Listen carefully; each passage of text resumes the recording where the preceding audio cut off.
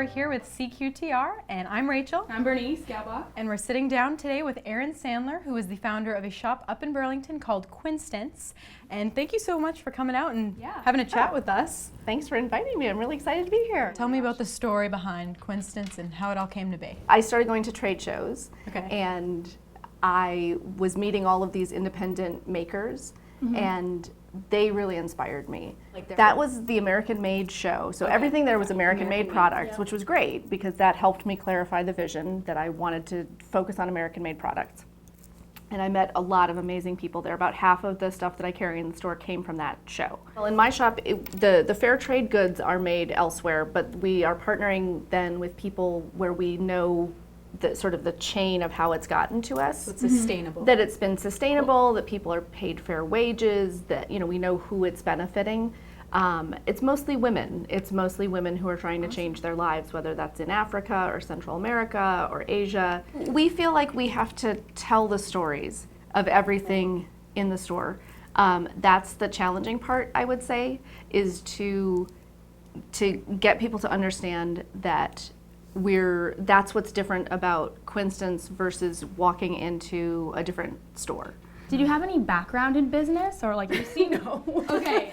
So No. you seem really like a natural at networking, and this is Pulling obviously together ideas and people and just... Okay, you're not a natural at Not at networking. all. Okay, So let's talk a little bit about have that. you? Yeah, what have you gone through to become a better one? I think graduate school was good for me in terms of And this is a tough still? yes, Also at Tufts, Tufts, okay.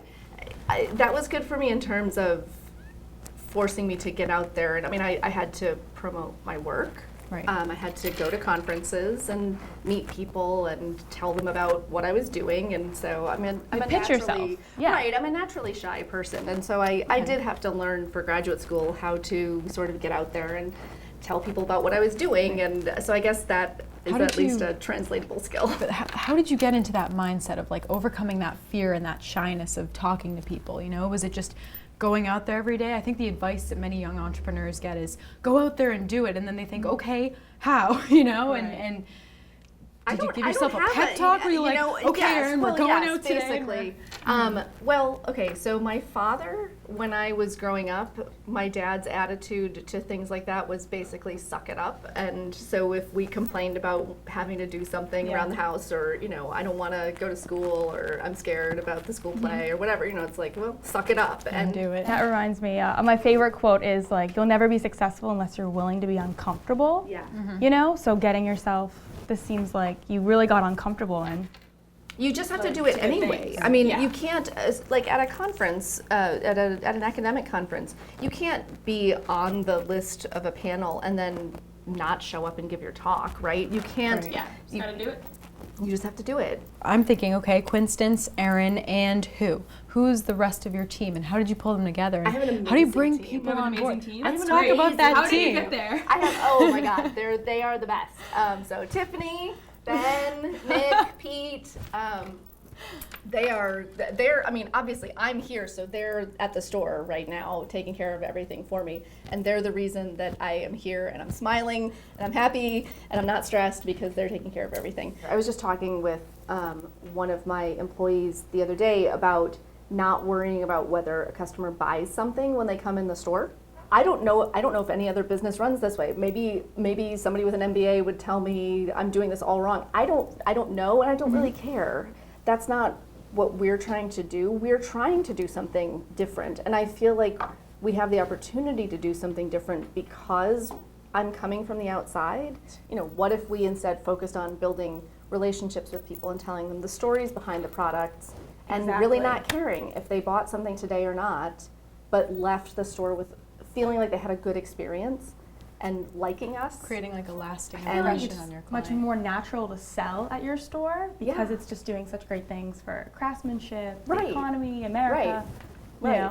So getting that message across probably. Right. Well, thank you so much for sharing your story with us. It's one more question I want to ask All you. right, So yep. vision, future, where do you want Quinstance to be in 5 years? In 5 years, our plan is to have at least 5 stores. Okay. And our goal is actually to expand not locally but around the country, and to have more Quinstance stores in different locations so we can feature craftspeople in those locations. So the next one we're looking at is Dallas. Is real estate, like, is that really important for your business, like picking a great location? Yeah, well, the market, yes, Yeah. the market. And Dallas already has, they actually do a big show. They do an American-made show every year, and they have a really good crafting scene. And Austin also has a crafting scene, and so we know that Texas would be a good market for this kind of store. That is incredible. And like I was saying, thank you so much for coming out Oh, and sharing thank your you guys story so much. with us. This is so much fun. I really appreciate it. You guys heard it here first, our interview with the fabulous Erin Sandler, and definitely go make sure that you check out Quinstance, find your Quinstance, and check us out at cqtr.us. Bye guys.